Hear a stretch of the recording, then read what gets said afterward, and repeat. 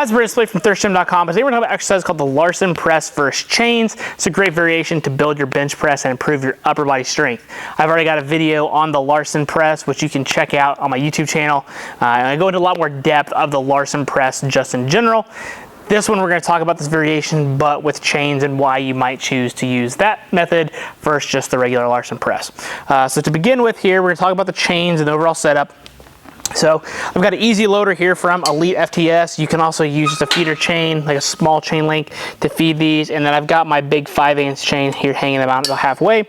So what that's going to do is make sure that most of the chains deload into the floor and they come back. And as the links come off the ground, that's going to increase the load that's in my hand on the barbell as I'm lifting it. So it's going to continue to get heavier in my hands, tax my triceps a little bit more, and also develop some speed and power off of the chest. Now, the amount of chain that you want is usually going to be ideally around 20 to 25% of your 1 rep max for that lift. So for bench press, for example, if you're a 300-pound lifter, you want anywhere from about 60 to 75 pounds of chain, give or take.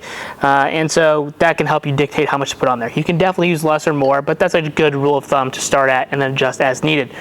And then you put your weight on the outside. And then that way you don't have to change the weight and you can keep your chains set up the same and not have to pull them off each and every time.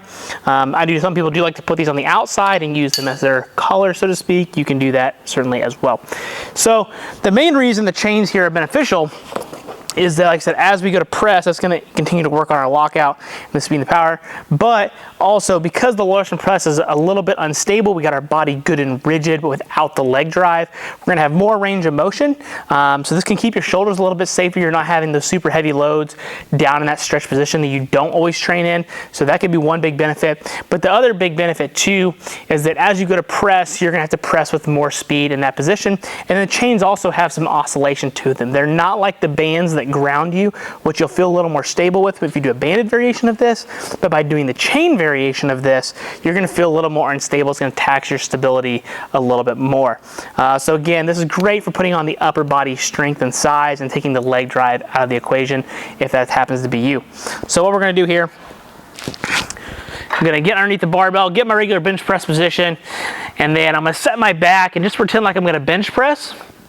Then what I'm going to do is I'm going to take my legs and I'm going to bring them straight out in front of me, keep them good and straight, and that's going to take my leg drive out of the equation, and then it also reduces my arch. So it's not quite as big as it would be if I had my feet on the ground, and that's to be expected.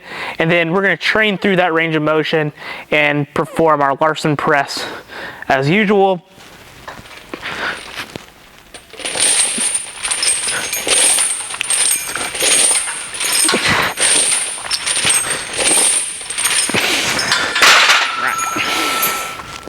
So as you can see, I'm a little bit unstable there with the chains, but overall I can feel the weight changing in my hands as I'm pressing, and that's going to give me the benefits of the exercise. So my recommendation for programming and figuring out, is this an exercise for you?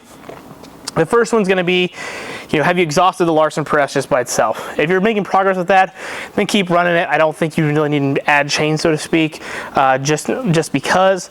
But I do think if you're somebody that is still super unstable, learning to stay stable, just the Larsen press by itself is what you want to do first. If you are really stable and you're looking to challenge that stability to a better degree of staying tight, then the chains would be a way to go.